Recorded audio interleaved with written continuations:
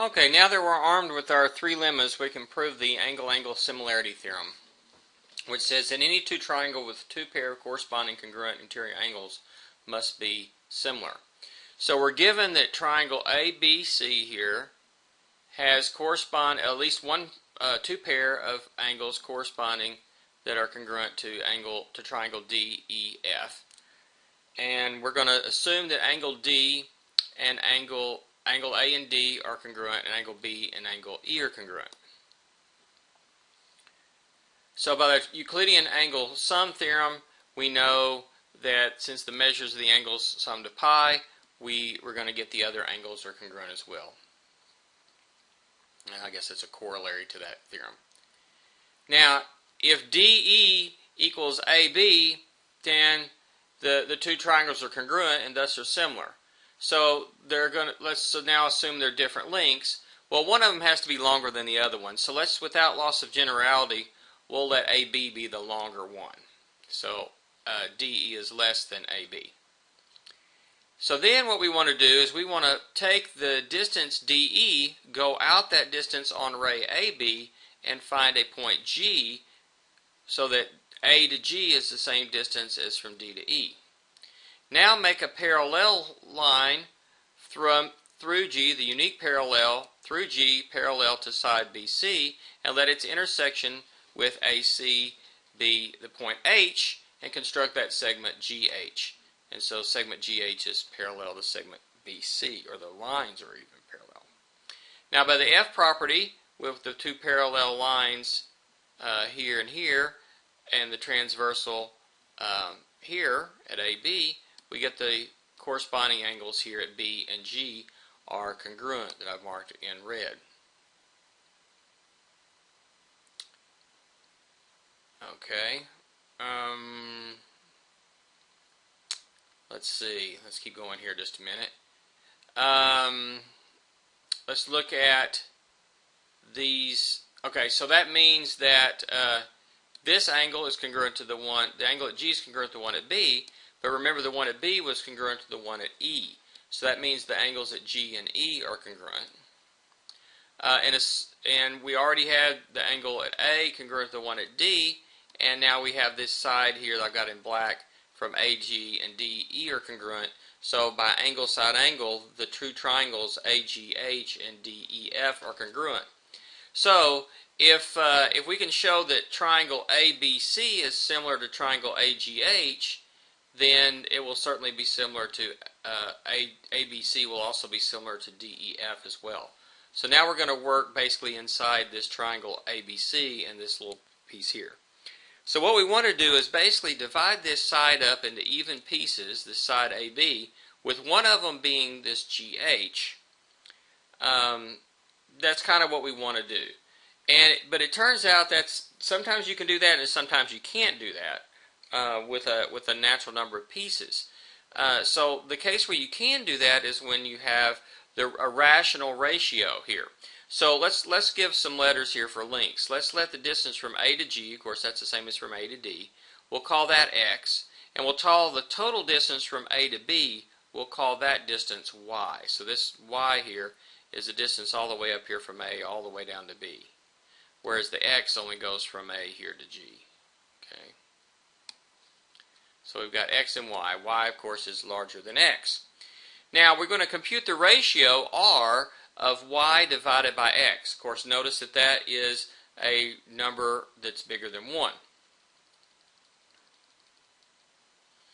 Okay, so we have two cases to consider. First, assume that R, which of course is greater than 1, is a rational number.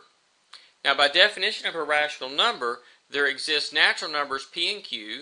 In this case, since it's bigger than 1, P is greater than Q, such that R is the ratio P over Q. So, let's see what we can say here. So what about Y? Y then, okay, if you look, if R is Y over X, Y is R times X, but R is P over Q. So Y is X times P divided by Q. Now, what if we let Z be the ratio of Y divided by P? Okay, So y divided by p, let's look at that. Okay, now wait a minute. Y is, again, x times p over q. If you divide that by p, you get x over q. So z is x over q, or x is z times q. X is q times z. So we got some little distance here. So basically we take this line segment here, divide it into q pieces. Each of those will be a length z. And it turns out that same z, if we multiply it by p, we'll get the length of the total length y. Okay, so x is q times z, y is just p times z.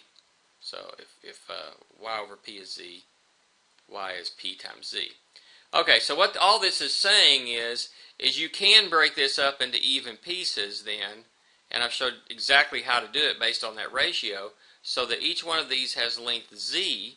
There are q of those pieces going from a to g, and p of those pieces going from a to b, and p and q are natural numbers. And so that's exactly the setup that we had back in Lemma 3. And Lemma 3 then says that each of those little triangles, we're going to divide this up in a whole bunch of little triangles, each of those little triangles is similar to the big one, including one of them being this triangle right here. And so we get this is parallel to that, and we get a similar triangle here and here, and we're done. Okay, and of course then we're similar to the one over here. Now, what if it's not a rational number? Well, this gets a little harder. We're going to have to use some analysis concepts. So if r is an irrational number, by definition of the real numbers are defined to be sequences of, limits of sequences of rational numbers.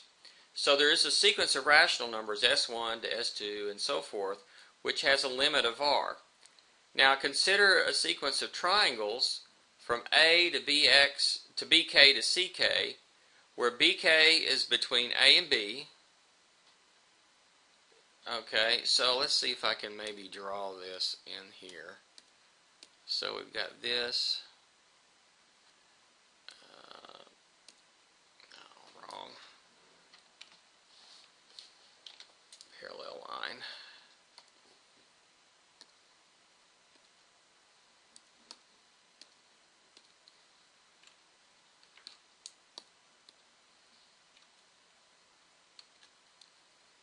This is your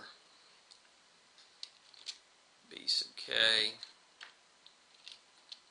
Okay, so we have some length, some rational. So we're not going to move g here, but now we have some rational multiple of the length ag that goes out to here, and we know that this triangle a to bk to whatever this is over here.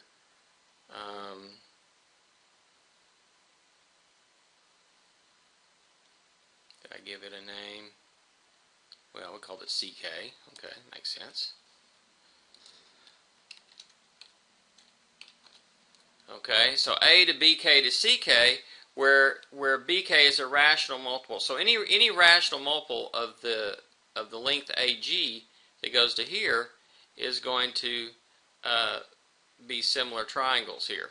And then what we do is we know we have a sequence of these rational numbers, rational multiples, that just get closer and closer and closer to approaching here, and we just take a limit.